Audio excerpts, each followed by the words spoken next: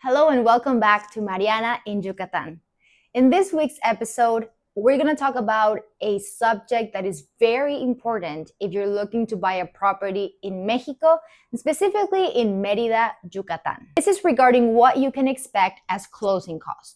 Now, before I start, I want to remind you that we do these videos weekly, so if you do like this content or are looking to purchase in the future in Mexico, please feel free to subscribe, like the video, give it a thumbs up, and post notifications on so that you can latest updates on our weekly videos. Now let's go directly into the topic. So as a property lawyer and as a real estate agent dealing with foreigners, I normally tell them to have in mind that the closing costs of a property could be around 5 to 7% of the total sale value of the property you're looking at. Now, for some of you that might not know what a closing cost is, we mean by closing cost all the rights and fees that you need to pay to either the government, notary, bank, etc., as a buyer to be able to purchase a property in Mexico. Some of the rights for the government might be pretty staple.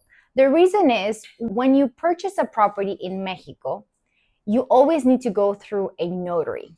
Now, different to what maybe a notary will be in your home country, a notary in Mexico is a lawyer that has reached a certain level and they get a position given by the government. Only they can give faith of a purchase of a property in Mexico. This means that you need to go through a notary and pay them fees for their service and also pay them rights that they will end up paying to the government on your behalf so that your final title can be inscribed in the public registry of property and commerce in Yucatan. This has to happen so that before any third party, your movement and your purchase is valid. Now, I'm a very visual person, and this is why in this video, I wanted to give you a visual example of what you can expect in that 5 to 7% of closing costs. Now, for this example, I am going to share with you right here a video on my phone that I will put on this section. Just so that you can see what we're going to be talking about. Now, we're going to use the example of a property. And this is a bid that we actually got from a notary that we dearly love to collaborate with and that we use a lot. And they sent us this bid in which, depending on the value of the operation, or in other words, the value of the sale of the property, this is what the calculation of closing cost is going to be. So starting with, you're going to see there that it says value of the operation. The value of this operation, or the price of sale of this property, is 5,607,000 Mexican pesos. We're going to round it up approximately US dollars. This is around 250K US dollars. Now, what kinds of rights have to be paid to the government? Well, talking about, again, the public registry of property and commerce, we have first the right of inscription. This is pretty staple. It doesn't really change even if your property is more expensive or not, and it goes up every year. In this case, we're talking about 1,316 Mexican pesos. Again, rounding it up, it is around 65, 60 US.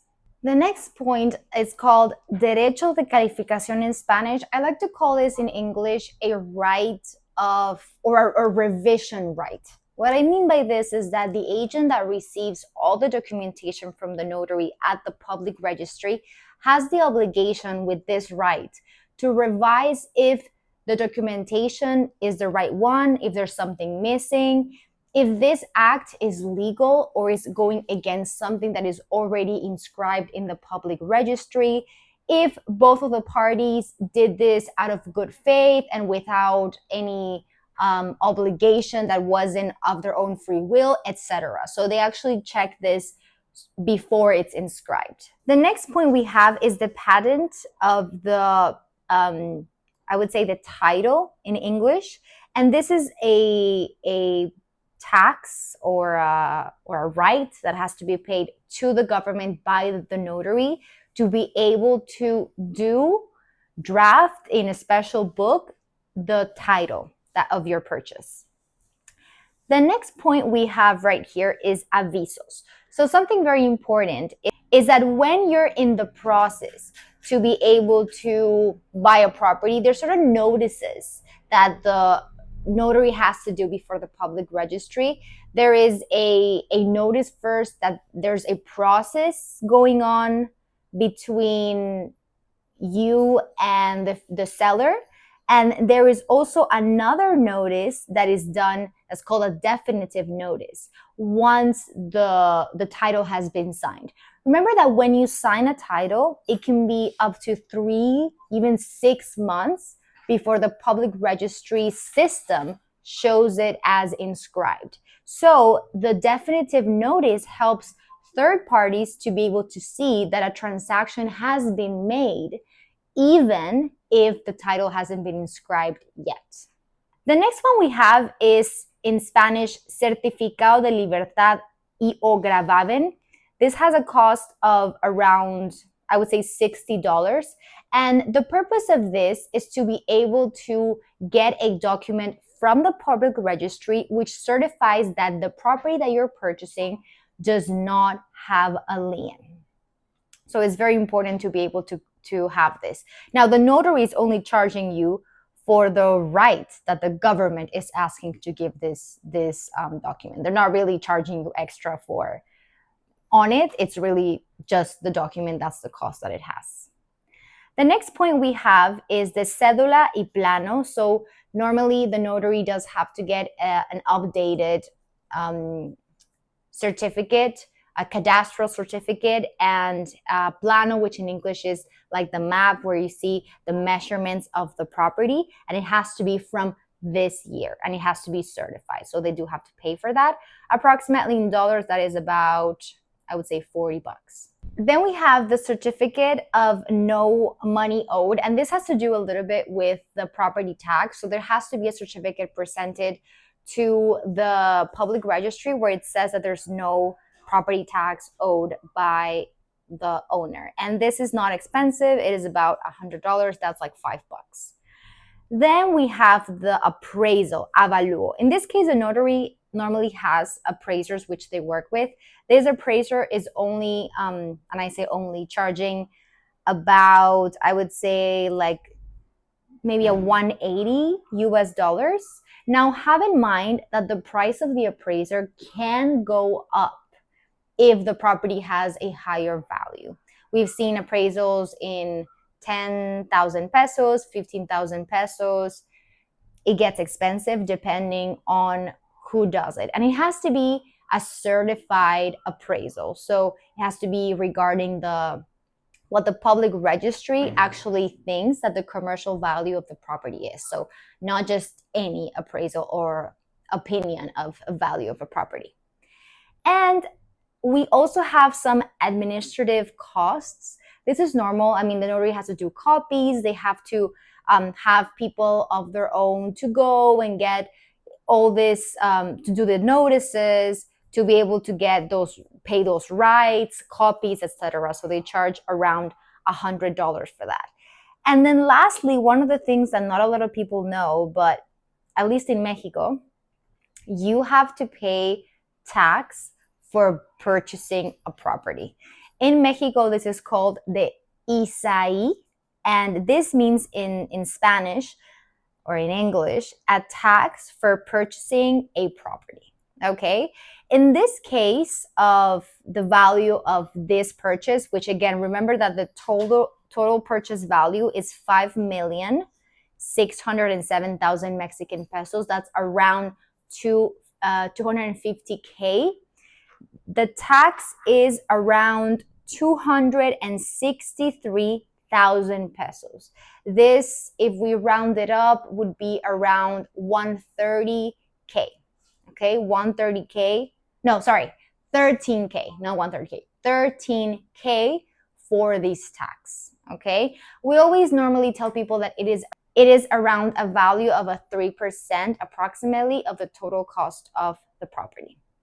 And lastly, but not less important, we do have the rights, of course, the fees, not rights, but the fees that the notary charges for all of this, which in this case, this notary is charging 30,000 pesos. That is around $1,500, okay? So if we round it up, we see that the closing costs, again, are around 15K US dollars.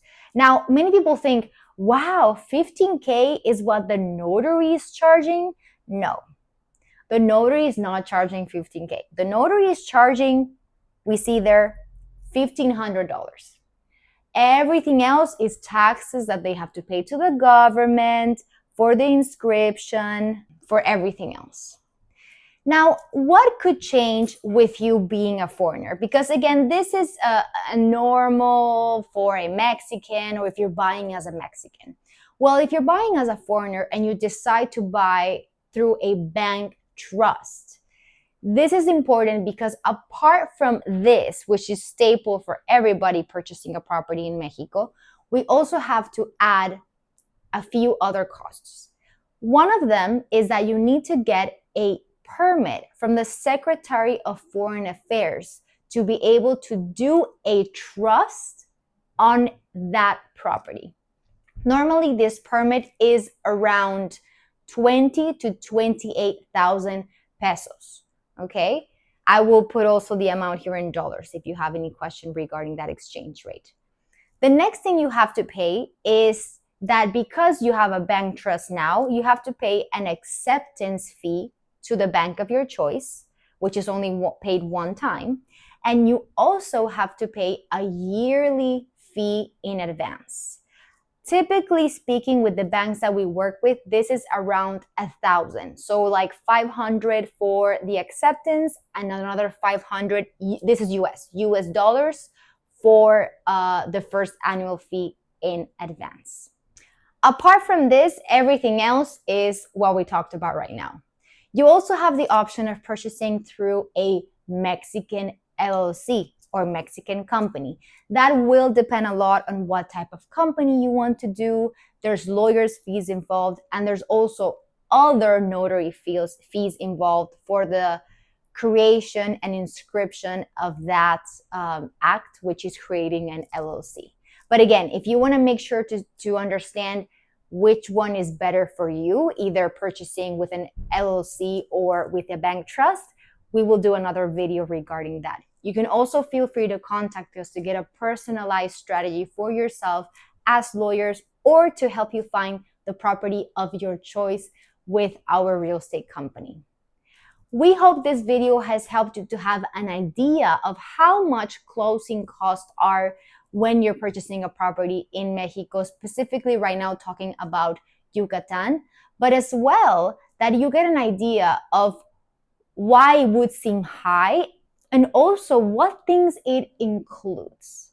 If you do like this video, please again feel free to subscribe, leave a comment, let us know if you knew this before, and remember that if you are looking to find your new home in the Yucatan, I'm here to help you. I'm going to leave the information down below. Text me, let's have a chat, let's have a coffee, let's find your dream property. And for now, this is it for this video. See you on the next video. Bye-bye.